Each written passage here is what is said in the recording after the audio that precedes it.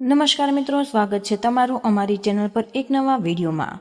મિત્રો, ફક્ત 3 આખી લીલી એલચી અહીં રાખો અને એક ગુપ્ત સંકલ્પ કરો અને પછી તેને છોડી દો। સ્ત્રી ગમે તેટલી સુંદર હોય તે તમારા પ્રેમમાં પાગલ થઈ જશે।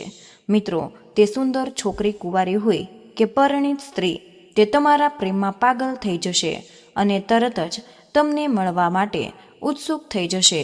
અને જો કોઈ પણ ઘમંડી સ્ત્રી હોય કે જે તમને બિલકુલ જ પસંદ નથી કરતી, તો ફક્ત મિત્રો આ વિડીયો સંપૂર્ણ જુઓ। હું તમને સોગંદ ખાઉં છું કે જો તમે લોકો ઉપાય સારી રીતે કરશો તો પછી તે કોઈ પણ સ્ત્રી હોય તે તમારા માટે ઝંખશે। તે ફક્ત તમારા વિશે જ વિચારવા લાગશે। તમારું નામ તેના મનમાં દરેક ક્ષણે ગુંજશે। તો મિત્રો, આજની યુક્તિ કોઈ પણ સામાન્ય પ્રયોગ નથી। તે એવા લોકો માટે છે કે જેઓ સમજે છે કે પ્રેમ હંમેશા શબ્દથી વધતો નથી। ક્યારેક બીજી વ્યક્તિ શાંત, આત્મવિશ્વાસુ હોય છે, પોતાની લાગણીઓને અંદર રાખે છે અને બહારથી જ એવું લાગતું હોય કે તેમને કંઈ પણની જરૂર નથી, પરંતુ આ જ લોકો અંદરથી સૌથી વધુ અનુભવે છે। ઘણીવાર તેઓ વાત કરે છે, તેમની આંખો મળે છે અને એક વિચિત્ર ખેંચાણ અનુભવાય છે, પરંતુ સંબંધ સ્થિર થઈ જાય છે। ન તો આગળ વધી શકે છે કે ન તો સંપૂર્ણપણે તૂટે છે। બીજી વ્યક્તિ ન તો ઇનકાર કરે છે અને ન તો ખુલ્લે આમ નજીક આવી શકે છે। એક અંતર રહી જાય છે, અદૃશ્ય પરંતુ ઊંડાણપૂર્વક અનુભવાય છે। આવી પરિસ્થિતિઓમાં તે લોકો શબ્દનો આશરો લેતા હોય છે અને તેઓ સમજવાનો પ્રયાસ કરતા હોય તેવો વારંવાર સંપર્ક વધારે છે, પરંતુ જેટલા વધુ પ્રયાસ કરવામાં આવે છે તેટલી જ બીજી વ્યક્તિ શાંત થાય છે અને અંદરની તરફ પાછી ખેંચાતી જાય છે। કારણ કે કેટલાક લોકો દબાણથી નહીં, પરંતુ સૂક્ષ્મ આકર્ષણથી પ્રભાવિત થતા હોય છે અને આજની યુક્તિ બરાબર તે સ્તરે કામ કરે છે। તે બાહ્ય પ્રયાસો દ્વારા નહીં, પરંતુ એવા સ્તરે કામ કરતા હોય છે જ્યાં જે વ્યક્તિ પોતે સમજી શકતી નથી તે તેઓ તમારા વિશે કેમ વિચારતા રહે છે, તેઓ તમને કેમ યાદ કરે છે, તમારી હાજરી હવે પહેલા જેવી સામાન્ય કેમ નથી। આ યુક્તિ ખાસ કરીને એવા લોકો માટે ભલામણ કરવામાં આવેલી છે કે જેઓ મજબૂત, તેમના નિર્ણયોમાં સ્થિર દેખાતા હોય અને જેમની લાગણીઓ તેમના અંદર ઊંડે સુધી જતી હોય છે। એવું કહેવાય છે કે જ્યારે આવા વ્યક્તિઓના મનના તરંગો યોગ્ય દિશા લેતા હોય છે ત્યારે આકર્ષણ પોતાનો માર્ગ બદલી નાખે છે। આજે મિત્રો, આપણે આકર્ષણની આ ખાસ યુક્તિનો સંપૂર્ણ પ્રવાસ કરીશું, પરંતુ તેની પદ્ધતિ ફક્ત અંતમાં જ પ્રગટ થશે। કારણ કે મિત્રો, આ યુક્તિની સાચી શક્તિ ત્યારે જ પ્રગટ થાય છે જ્યારે તેની સંપૂર્ણ પ્રક્રિયા અને સાર સમજાય। તો મિત્રો, અંત સુધી જોડાયેલા રહો। મિત્રો, હવે આને ઊંડાણપૂર્વક સમજો। એવું કહેવાય છે કે દરેક વ્યક્તિ પોતાની આસપાસ એક અદૃશ્ય વર્તુળ ધરાવે છે। આ વર્તુળ તેમના શબ્દથી નહીં, પરંતુ તેમના સ્વભાવથી રચાતું હોય છે। વ્યક્તિ જેટલી શાંત, સંતુલિત અને આત્મવિશ્વાસુ દેખાય છે તેટલું જ આ વર્તુળ મજબૂત માનવામાં આવે છે। આવા લોકો સરળતાથી પ્રભાવિત થતા નથી અને તેઓ સરળતાથી બીજાઓ માટે ખુલ્લીને વાત પણ નથી કરી શકતા। આ જ કારણ છે કે તેમને સાથેનું આકર્ષણ ઘણીવાર અધૂરું લાગવા લાગે છે। જ્યારે તમે નજીક હોય ત્યારે પણ એક અંતર રહી જાય છે। જ્યારે તમે વાત કરી રહ્યા હોય છે ત્યારે પણ કંઈક અથિત રહી જતું હોય છે અને જેમ જેમ તમે શબ્દથી તે અંતરને દૂર કરવાનો પ્રયાસ કરતા રહો છો, તેમ તેમ વર્તુળ ફક્ત કડક થતું જાય છે। અહીં એક ખૂબ જ મહત્વપૂર્ણ મુદ્દો છે કે આકર્ષણ હંમેશા દસ્તક નથી આપતું, તે દલીલ નથી કરતું, તે સમજૂતી નથી આપતું અને તે શાંતિથી પ્રવેશ કરે છે। જ્યારે આકર્ષણ યોગ્ય સ્તરે સક્રિય થાય છે ત્યારે બીજી વ્યક્તિ તમને કોઈ પણ કારણ વગર યાદ કરવાનું શરૂ કરી દે છે। ક્યારેક તેઓ અચાનક તમારા નામ વિશે વિચારે છે, ક્યારેક તમારું નામ કોઈ પણ વાત લાંબા સમય સુધી મનમાં જ ગૂંજતી રહી જાય છે અને ક્યારેક તમારી ગેરહાજરી પણ તેમની હાજરી જેવી લાગવા લાગે છે। આ પરિવર્તન બહારથી તરત જ દેખાતું નથી, પરંતુ મિત્રો અંદર ઘણું બધું હલનચલન કરતું રહે છે. વાતચીતનો સ્વર બદલાઈ જતો હોય છે. વર્તનમાં થોડી નરમાઈ આવવા લાગે છે અને જે અંતર એક સમયે તાકાત લાગતું હતું તે ધીમે ધીમે છૂટું પડતું જાય છે. એવું કહેવાય છે કે આ બધું ત્યારે થાય છે જ્યારે બે તરંગો સંપર્કમાં આવે છે, એક તમારું અને બીજું બીજાનું. જ્યારે આ સુમેળ પ્રાપ્ત થાય છે ત્યારે આકર્ષણ બળને લગાવવાની જરૂર નથી અને તે પોતાનો માર્ગ બનાવવા લાગે છે. તેથી જ પ્રાચીન માન્યતાઓ ચોક્કસ ખાસ માધ્યમોની વાત કરતા હોય છે અને એવા માધ્યમો જે બે શબ્દ સાથે નહીં પરંતુ તેમની હાજરી સાથે કામ કરે છે, જે આકર્ષણના તરંગોને વિખેરાઈ જવા દેતા નથી પરંતુ તેમને દિશા આપતા હોય. પરંતુ ધ્યાનમાં રાખો કે બધું જ આવું કરી શકતું નથી અને બધું જ આ સ્તરની અસર બતાવતું નથી.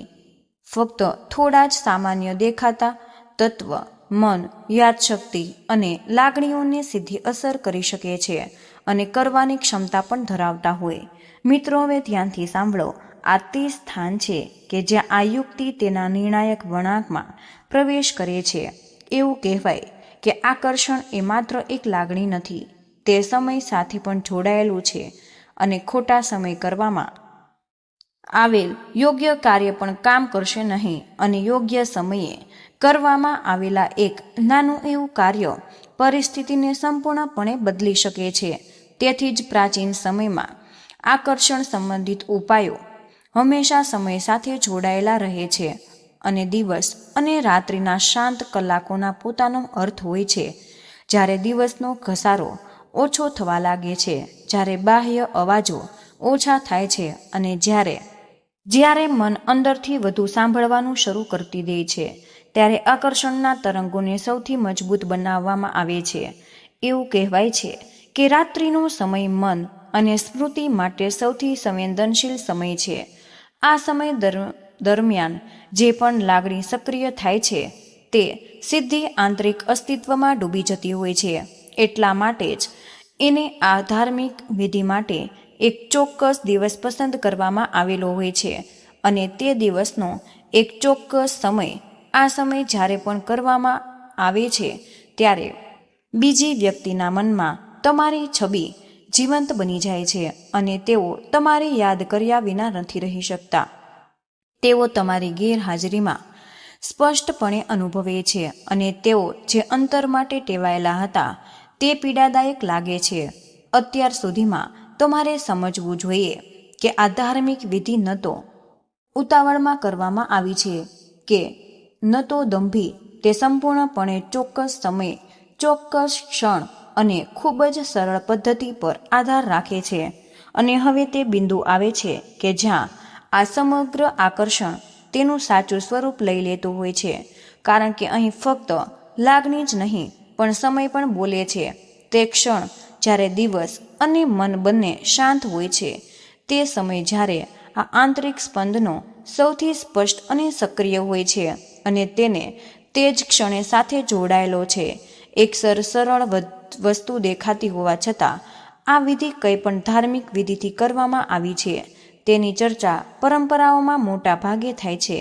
મિત્રો, એવું કહેવાય છે કે જ્યારે યોગ્ય દિવસ, યોગ્ય સમય અને તે સરળ વસ્તુ એકસાથે આવે છે ત્યારે આકર્ષણને કોઈ પ્રયત્નની જરૂર નથી.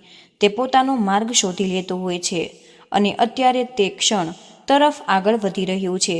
જ્યારે મિત્રો આ સમગ્ર વિધિ પહેલીવાર સંપૂર્ણપણે પ્રગટ થતી હોય, હવે તે ક્ષણની કલ્પના કરો જ્યારે દિવસની બધી જ ધમાલ પાછળ રહી જતી હોય છે અને બાહ્ય અવાજો ઝાંખા પડવા લાગે છે, મન અંદર ઉતરવા લાગે છે અને વિચારોનો અવાજ આપમેળે જ શાંત થઈ જાય છે. એવું કહેવાય છે કે આ તે ક્ષણ છે જ્યારે આકર્ષણના તરંગો સૌથી સ્પષ્ટ રીતે ઉદ્ભવે છે.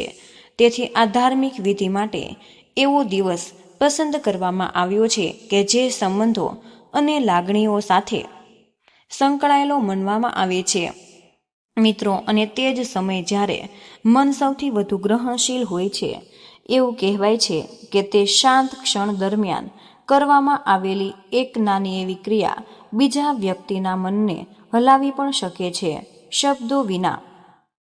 તો મિત્રો, કોઈ પણ સંકેત વિના ફક્ત એક જ વિચિત્ર લાગણી જે તમારી પાસે વારંવાર પાછી આવે અને તે વ્યક્તિ પોતે સમજી શકતી નથી અને તેઓ અચાનક તમને કેમ યાદ કરવા લાગે છે અને તમારી હાજરી હવે પહેલાં કરતાં અલગ કેમ લાગવા લાગે છે. અને આ ક્ષણ એવી વસ્તુ સાથે સંકળાયેલી છે કે જે ન તો દુર્લભ છે કે ન તો તે ભારે કે તે દરેક ઘરમાં જોવા મળતી એક સામાન્ય દેખાતી વસ્તુ છે, પરંતુ જેની સાથે આ ધાર્મિક વિધિની ચર્ચા પરંપરાઓમાં મોટા ભાગે થાય છે. એવું કહેવામાં આવે છે કે વસ્તુમાં એક સૌમ્યતા હોય છે જે મનની કઠોરતાને ઢીલી પાડે છે અને આંતરિક આકર્ષણને સક્રિય કરે છે. હવે મિત્રો, આપણે ચોક્કસ ક્ષણે પહોંચી ગયા છીએ અને ક્ષણ તે તૈયાર પણ છે અને તે સરળ વસ્તુ પ્રગટ થવાની છે. ફક્ત એક ક્ષણ થોભો, કારણ કે બીજી ક્ષણે આ સમય ધાર્મિક વિધિ અને તેના સાચા સ્વરૂપમાં પ્રગટ થશે, સ્પષ્ટ અને બરાબર જેમ પરંપરાઓમાં વર્ણવવામાં આવ્યું છે. અને હવે તે ક્ષણ આવી ગઈ છે કે જ્યારે રહસ્ય પોતાની મેળે ઉઘાડવાનું શરૂ કરે છે, કારણ કે જ્યારે સમય નક્કી થાય છે અને મન શાંત થાય છે ત્યારે વસ્તુ પ્રગટ થાય છે. પરંપરા કહે છે કે આ ધાર્મિક વિધિની સૌથી વધુ ચર્ચા શુક્રવારની રાતે થાય છે અને જો શુક્રવાર ઉપલબ્ધ ન હોય તો મિત્રો સોમવારની રાત પણ એટલી જ અસરદારક માનવામાં આવે છે કે એ સમય એ છે કે જ્યારે રાત ગાઢ થવા લાગે છે અને જ્યારે ઘડિયાળમાં 9 વાગ્યાનો સમય થવા લાગે છે અને આસપાસનો ધમાલ શાંત થઈ જાય છે. હવે મિત્રો, ચાલો એક નાની એવી વસ્તુ વિશે વાત કરી લઈએ કે જે સામાન્ય લાગે છે પરંતુ જેની વિધિ વર્ષોથી લોકોના હોઠ પર છે. તે વસ્તુ છે એક નાની એવી લીલી એલચી. એવું કહેવાય છે કે તેની સૌમ્યતા, તેની સુગંધ અને તેનો સ્વભાવ હૃદય પર ઊંડી અસર કરે છે. આ જ કારણ છે કે આકર્ષણ સંબંધિત ઉપાયોમાં તેને ખાસ માનવામાં આવ્યો છે. હવે ધ્યાનથી સાંભળો, કારણ કે આ તે ભાગ છે કે જેના માટે તમે આટલા દૂર આવ્યા છો. શાંત જગ્યાએ રહો. 3 આખી લીલી એલચી લઈ, તૂટેલી બિલકુલ ન હોવી જોઈએ, તેમને તમારા જમણા હાથમાં પકડી હવે તે વ્યક્તિનું નામ અથવા ચહેરો તમારા મનમાં આવવા દો. ફક્ત એક ક્ષણ માટે કોઈ પણ વાત નહીં, કોઈ કલ્પના નહીં. પછી એલચીને તમારી હથેળીમાં મજબૂતીથી પકડી રાખો અને થોડી ક્ષણો માટે તેને તમારા હૃદય પર હળવેથી દબાવો અને પછી એલચીને સ્વચ્છ કપડામાં લપેટીને તમારી સાથે સુરક્ષિત રીતે રાખી દો. તમારા ઓશિકાની નીચે, તમારા કબાટમાં અથવા તમારા પર્સમાં. આ તે સ્થાન છે જ્યાં ધાર્મિક વિધિ પૂર્ણ માનવામાં આવે છે. એવું કહેવામાં આવે છે કે આ પછી આકર્ષણની લહેર ધીમે ધીમે કોઈ પણ અવાજ વિના, કોઈ પણ સંકેત વિના તેની અસર બતાવવાનું શરૂ કરી દે છે.